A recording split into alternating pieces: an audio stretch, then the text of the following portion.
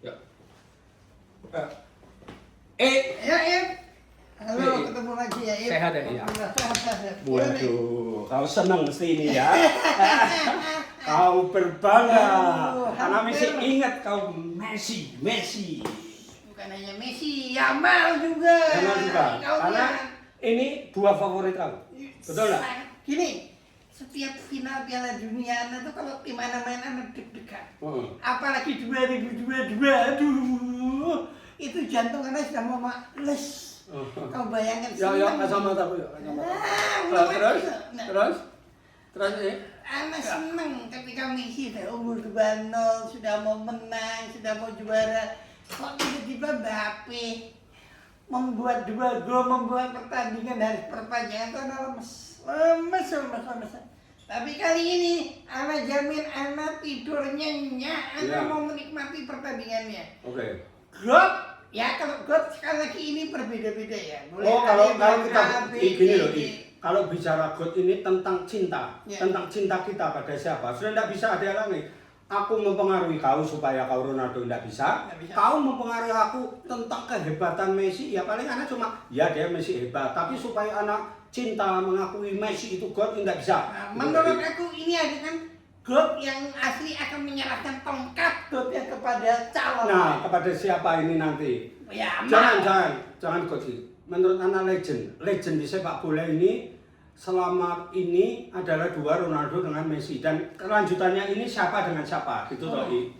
Oke. Sekarang anak bahas tentang Prancis dengan Spanyol dulu. Ya, oke. Kita lihat sebelumnya ini kan Prancis sangat diunggulkan ya.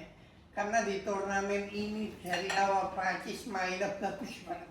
Bagus banget mulai dari lawan Senegal, lawan Irak, lawan Norway, lawan Sweden, lawan Paraguay, lawan Maroko. Prancis mainnya memukau, terutama Trisulali di depannya seperti nggak ada obatnya. Kayak nggak tahu nemukan cara yang ngertikan ini. Kalau Mbappe dimatikan ada Dembele dimatikan ada Barcola, ada Doué, ada Olise. Jadi Prancis sebenarnya difavoritkan di turnamen ini menghadapi Spanyol yang perjalanan Spanyol ini tidak terlalu mulus di awal. Sebagai status mereka juara Eropa 2 musim yang lalu, Spanyol mengalami hal yang buntu di pertandingan pertama. Lawannya adalah Capivardi yang membantu dengan Argentina juga kan. Jadi Spanyol mengawalinya tidak terlalu baik. Terus mereka menang 4-0 lawan Saudi Arabia. Terus menangnya 1-0 lawan Uruguay juga faktor kesalahan kiper. Terus 16 besar lawan Portugal. Dan kau bicarakan sama aku, kita telepon-teleponan, kau menganggap sebenarnya Portugal tidak kalah dari Spanyol. Cuma hanya kebobolan di detik-detik terakhir oleh Sial, apes. Apes. Terus di 8 besar Spanyol juga menghadapi pertandingan yang tidak mudah menghadapi Belgia. Mereka menang juga di detik-detik akhir.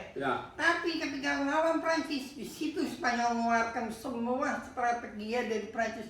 Mereka membuat Prancis tidak terkutik dengan permainan lini tengah Prancis dikunci sama Spanyol. Betul-betul dibuat lini tengah Prancis nggak bisa memberikan umpan-umpan yang enak kepada 4 penyerang ini. 4 penyerang ini mampu diisolasi dengan baik oleh Kubasi, oleh Aymeric Laporte, oleh Marco Kurela, oleh Pedro Porro. Jadi betul-betul 4 Fantastic Four ini tidak bisa apa-apa. Sementara di belakang Prancis yang menurutku selama ini belum diuji betul-betul. Kemarin menghadapi ujian yang sesungguhnya. Lalu Kadinya yang biasanya bermain cukup baik sebagai bek kiri melakukan satu kesalahan yang membuat akhirnya mendapatkan penalti. Mignon mainan juga kiper yang biasanya tampil bagus, tadi malam jelek banget mainnya. Ditambah dengan cederanya William Saliba membuat Prancis kehilangan pemimpin di lini belakang. Menurutku begitu. Jadi menurutku Spanyol ini memang pelan-pelan tapi menuju final mereka menemukan ritmenya. Nah, anak kagum dengan strategi pelatihnya Spanyol. Cukup sulit loh untuk membuat para penyerang yang menurut anak cukup ganas dan istimewa. Mereka detail, mereka tajam, dan mereka cukup, untuk penyerang itu menurut anak yang terbaik di Piala Dunia ini. Salah satunya ya Prancis ini. Nah itu menurut lo cara si pelatih ini bisa meredam itu? Kolektivitas. Dia benar-benar mengadakan kerjasama dan seperti Anda bilang, kunci pertama Spanyol menang ini ada di lini tengah.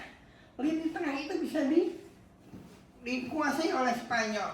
Ada Rodri terutama sebagai kapten. Dia benar-benar jadi leader ya Spanyol. Dia benar-benar menjadi pemimpin di lini tengah Spanyol.